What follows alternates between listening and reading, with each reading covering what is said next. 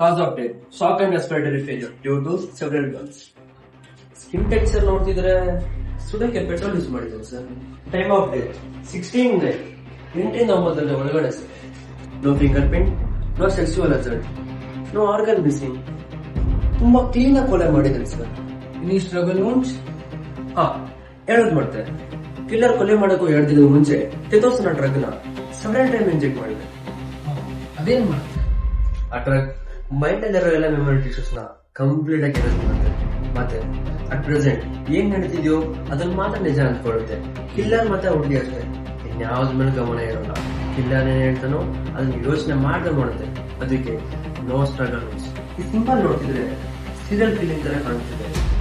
1 week back same symbol, same drug, same pattern, but of body ಅಲ್ಲ, full body ಸುಡೋಗಿದೆ.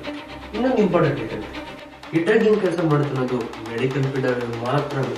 I think the killer medical ನಲ್ಲಿ ಕೆಲಸ ಮಾಡೋರಾಗಿರ್ಬೋದು ಅಥವಾ any other medical department.